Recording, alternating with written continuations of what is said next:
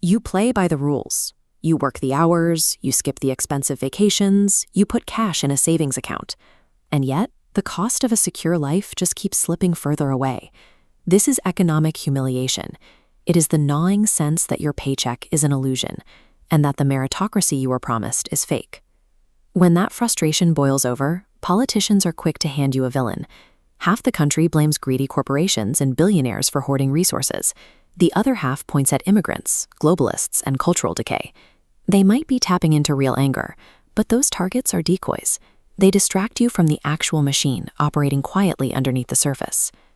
To understand why everyone is so angry, you have to tune out the partisan shouting and look at the actual plumbing of our money. The trap starts with a simple political incentive.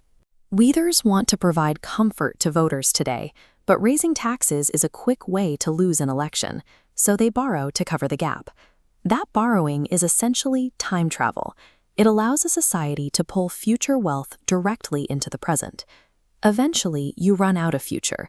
The accumulated debt grows so massive that simply paying the interest becomes a crushing burden on the national budget. This is where the math fails.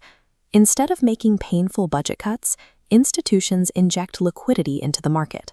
They expand the monetary base to suppress interest rates and keep the gears turning. That burst of fresh capital stops a panic in its tracks, but it trades a short-term crisis for a massive, invisible tax on everyone else. The penalty arrives as a fog. Your paycheck still reads the same dollar amount. Your bank account still has the same digits, but those digits slowly lose their muscle. This loss of purchasing power is a design feature. Inflation acts as a hidden redistribution, siphoning value out of your pocket to move it elsewhere in the system. This chart shows the diverging paths of wealth when new money enters the economy. Liquidity rushes towards scarce, productive assets. If you own real estate, stocks, or businesses, the value of your portfolio shoots straight up. But if you rely on earned wages and hold cash, you are penalized.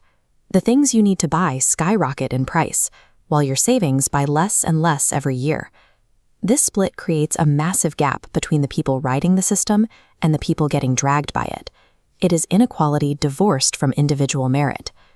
Wealth inequality eventually transforms into a deep psychological wound. It feels like a permanent injury to your status. Once trust breaks, society stops arguing over sustainable policy. Instead, people start hunting for traitors. They want to know who did this to them. Politicians are eager to channel that collective anger. Populism is rage looking for a face. But the next step is much darker. When life feels totally out of control, authoritarianism is fear asking for a father. A terrified, humiliated public rarely hates freedom. They are just exhausted. They will willingly hand over their liberty to anyone who promises to punish the villains and make life feel predictable again. What starts as an accounting trick to avoid hard choices eventually detonates the political stability of an entire civilization. If this sequence sounds familiar, it should. We are watching textbook symptoms of a late-stage empire. The cycle is chronological. Success creates abundance. Abundance breeds entitlement. Entitlement creates promises. Promises create debt. And debt leads to debasement. Rome steadily clipped its coins. Ancient powers repeatedly drowned themselves by stretching their finances to maintain dominance long after they could afford it. In the 20th century, we saw the same math catch up to modern states, forcing citizens to haul around literal baskets of paper just to buy a loaf of bread. The decline of an empire begins the moment it decides it can no longer discipline its desires and tries to use debt to outrun the math. Now here is the necessary caveat. The United States still holds enormous structural advantages. Reserve currency power, deep capital markets, and productive capacity provide a heavy buffer against immediate ruin.